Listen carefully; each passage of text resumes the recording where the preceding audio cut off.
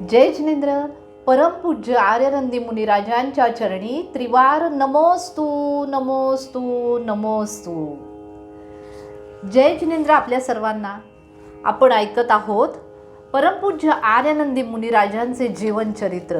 कारण आपण त्यांना विनयांजली अर्पित करीत आहोत त्यांच्या रजत समाधी वर्षानिमित्ताने.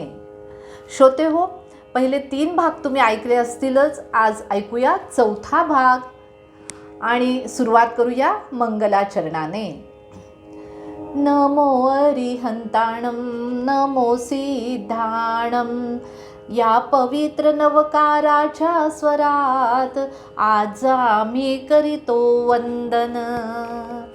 त्यागाची तेजस्वी ज्योत ज्यांनी चेतविली, संयमाची दिव्य वाट ज्यांनी दाखविली, वैराग्य गगनी उंच भरारी घेतली, आर्यनंदी मुनी कोटी कोटी प्रणती, आर्यनंदी मुनी कोटी कोटी प्रणती.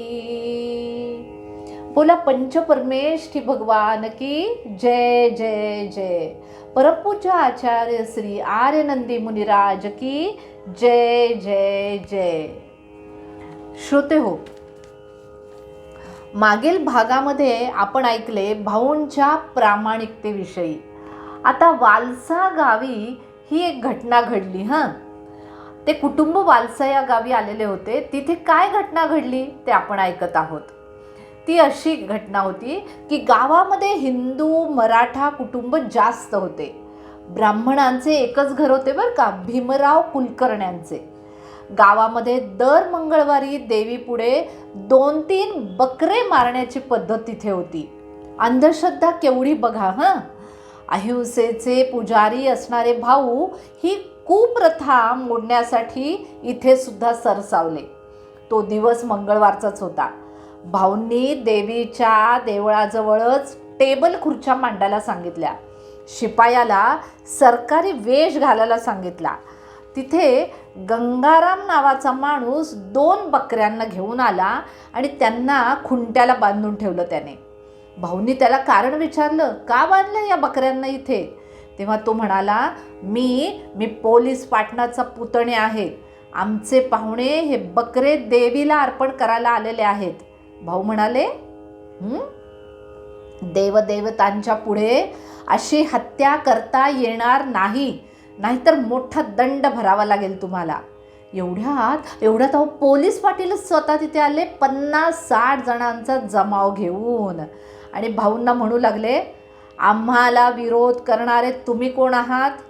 तेव्हा भाऊ शांतपणे म्हणाले, अहो हे पाप आहे, पाप.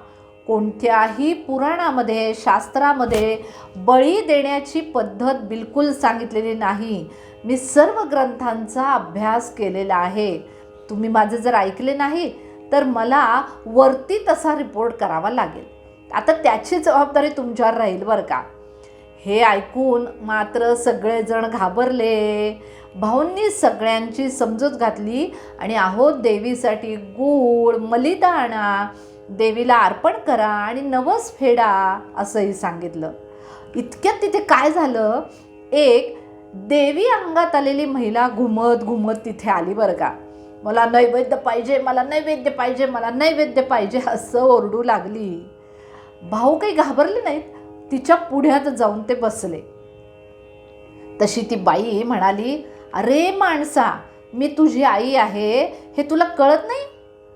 कुणाची आई? सर्व जगाची आई. सर्व जगात माणसे, पशुपक्षी, प्राणी हे सगळे येतात ना.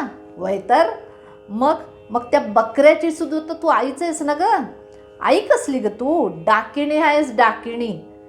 जो आहे तो नैवेद्य घे. आणि लोकांकडे बघत भाऊ म्हणाले, अरे ही जर देवी असेल ना तर ते बघा तिथे कापूर पुडा ठेवलाय, तो पेटवून आणा आणि हिच्या हातावरती ठेवा. जा आणा, लवकर उठा. हे ऐकलं मात्र त्या बाईच्या अंगातली देवी लगेचच नाहीशी झाली.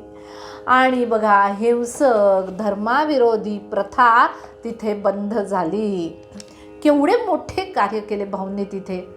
त्यांना सतत वाटत असेल बरं का, भीतीच्या सावलीत श्रद्धा झाली कैद, भीतीच्या सावलीत श्रद्धा झाली कैद, अज्ञानाच्या रस्त्यावर चालतोस का वेड.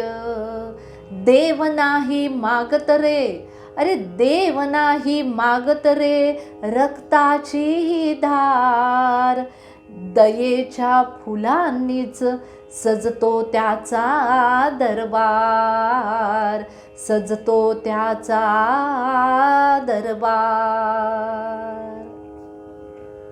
अज्ञान, अंधश्रद्धा माणसाला हिंसाचाराच्या खायेमध्ये लोटते. अशांना सुधारण्याचे काम भाऊ मनापासून करीत होते. आता त्यांची बदली झाली औरंगाबादला बरं का. काय म्हणून? अहलेकार खजाना म्हणजे खजिनदार म्हणून झाली. अहो आता या भागामध्ये खूप जैन समाज, मोठे शहर. भाऊ मग काय लगेचच इथे रमले. त्यांनी थोड्या विचाराने पाठशाळा सुरू केली.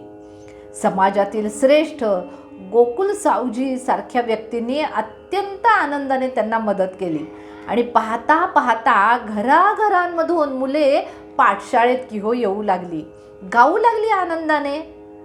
आपली जैन पाठशाळा, आपली जैन पाठशाळा, ज्ञानदीप उजळते, ज्ञानदीप उजळते, संयम दया अहिंसेची वाट आम्हा दाखविते, संयम दया अहिंसेची वाट आम्हा दाखविते. आमुची जैन पाठशाळा, आमुची जैन पाठशाळा, मंगलमय हो पाठशाळा, मंगलमय हो पाठशाळा. आणि बरं का, त्यांचे धाकटे भाऊंचे मुक्तागिरी त्यांचं नाव, ते सुद्धा आता भाऊंना पाठशाळेसाठी मदत करायला लागले. दोघेही हे धर्मकार्य विना वेतन करीत होते. कार्यालय, पाठशाळा, भाऊंची फार धावपळ होत होती हो. श्रोते हो, ऐका हां, आईचं प्रेम कसं असतं ते बघा. आई बघत होती आपल्या बाळाला, आपल्या भाऊला किती धावपळ होती आहे. काहीतरी उपाय करायला बाई, करायलाच हवा. तिने काय केलं बघा, घरातल्या चांदीच्या काही जुन्या वस्तू घेतल्या आणि भाऊंना त्या विकायला लावल्या. आणि ऐका, त्या पैशांची भाऊंना सायकल घ्यायला लावली. त्यामुळे आता भाऊंची दगदग कमी झाली. रात्री भोजनाचा त्याग असणाऱ्या भाऊंना आता संध्याकाळचं सुद्धा जेवण मिळायला लागलं. आता भाऊ सर्व अग्रवाल, खंडेलवाल समाजामध्ये समरसून गेले होते. त्यांच्याशिवाय धर्मकार्य, संसार कार्य, तेथील पंक्ती त्यांच्याशिवाय ताटकळू लागल्या. हे मात्र सैतवाळ समाजातील काही व्यक्तींना रुचेना, पटेना, आवडेना. त्यांनी काय केलं, ठराव करावा असे ठरवले. आणि भाऊंना काय ठरावात सांगायचंय, भाऊंनी सैतवाळशिवाय अन्य समाजात भोजन करू नये. हे ऐकलं मात्र प्रखर सत्य बोलणे असणारे भाऊ लगेचच म्हणाले, सर्व जैन बांधव एकच आहेत, मला यात काहीही दोष वाटत नाही. आता तुम्ही जर असे ठरवतच असाल तर प्रथम मला एक शब्द द्या बरं का, की तुम्ही इथं बसलेले कोणीही यापुढे हॉटेलात जाणार नाही, चहा पानासाठी सुद्धा नाही, रात्री भोजन करणार नाही. हे जर मान्य असेल तर मीही ते मान्य करीन. हे ऐकताच काय झालं असणार, साहजिकच हे बोलणाऱ्यांचा सगळ्यांचा उत्साह एकदम थंड होऊन गेला. श्रोते हो, भाऊंचे कार्यालयातील काम तर अत्यंत शिस्तीचे, चोख, मोत्यासारखे अक्षर होते बरं का. अगदी वेळेवर सगळी कामे. त्यामुळे सुपरिटेंडंटनी साहेबांनी त्यांना स्वतःचा PA करून टाकलं. आणि आता मात्र या व्रती माणसाला साहेबांबरोबर दौऱ्याला जावे लागू लागले. आपल्याबरोबर मग काय करणार ते, आपल्याबरोबर स्वयंपाकाची भांडी, अन्न, धान्य सगळं काही नेऊ लागले. शासनाच्या नियमाविरुद्ध काम न करण्याचा नियम त्यांचा होता. त्यामुळे तर सर्वजण त्यांचे अगदी तोंड भरून कौतुक करायला लागले. हे सर्व सुरू असताना अनेक मुनींचा सत्संग त्यांना मिळत होता. परपूज्य आचार्य श्री वीरसागरजी महाराज, श्री मल्लीसागरजी महाराज, श्री चंद्रसागरजी महाराज यांच्या प्रवचनाला ते कचनेरला सुद्धा जाऊ लागले. आचार्य शांतीसागर महाराज तेव्हा मांगी तुंगीच्या पंचकल्याणकासाठी आले होते. तेथील मानस्तंभाचं पंचकल्याणक होतं बरं का. आचार्य श्रींची, शांतीसागर महाराजांची निरतिचारपूर्वक धर्मसाधना, महाव्रत पालन, संयम, लोकोत्तर गुण यांच्याकडे भाऊ आकर्षित झाले. यानंतर अनेक वेळा आचार्यश्रींच्या दर्शनासाठी, वैयावृत्तीसाठी भाऊ जात होते आणि गात सुद्धा होते. काय गात होते? शांती सागर गुरु महान, शांती सागर गुरु महान, वैराग्याचा तो दीप प्रखर, वैराग्याचा तो दीप प्रखर, दिगंबर धर्म रक्षा केली, दिगंबर धर्म रक्षा केली, तेजोमय त्यांचा हा स्वर, तेजोमय हा त्यांचा स्वर. बोला आचार्य शांतीसागर मुनिराज की जय जय जय. पहा, धर्माचा नुसता स्वाध्याय नाही तर तसे आचरण असणाऱ्या मुनिराजांच्या सत्संगाने भाऊंच्यामध्ये आमूलाग्र बदल घडत होता. एक प्रसंग ऐका हां. अवघड निश्चित होता, पण गृहस्थ अवस्थेमध्ये निर्मोही राहून तसे आचरण कसे भाऊ करत होते ऐका बरं का. एकदा कमिशनर साहेब औरंगाबादला येणार होते.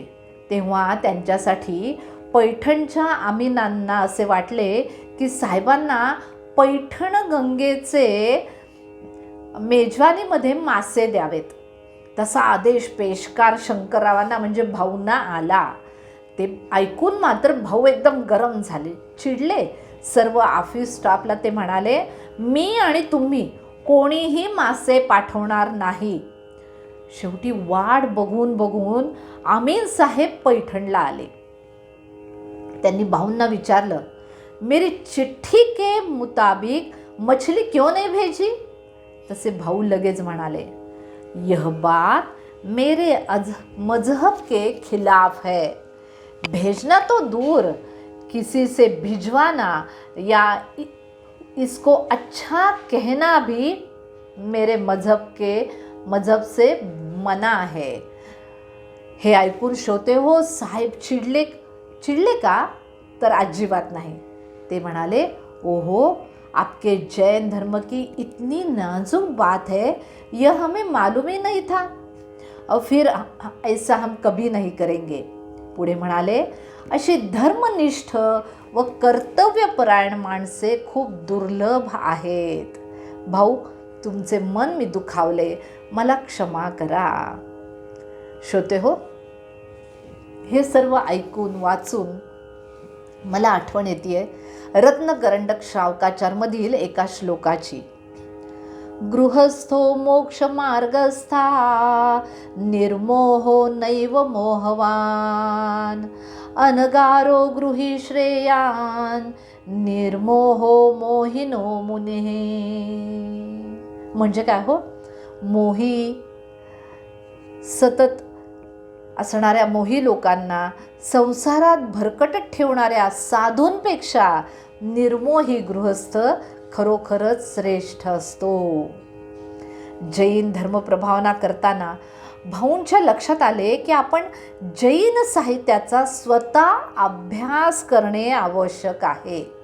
कारण स्वतःला आलं तरच आपण त्याचा अर्थ समोरच्याला सांगू शकतो. त्याशिवाय कोरडे पाषाण ठरू ना आपण. म्हणून त्यांनी काय केलं पहा, त्यांनी संस्कृत भाषेचा अभ्यास सुरू केला. फक्त अभ्यासच नाही तर परीक्षा देणं सुरू केलं आणि ते संस्कृत विशारद सुद्धा झाले. ज्ञानदीप लावू जगती असे म्हणत भर तारुण्यामध्ये पाठशाळा स्थापनेमध्ये त्यांनी स्वतःला झोकून की हो दिलं. समाजात म्हणाल तर मानवता जपणारे भाऊ होते बरं का.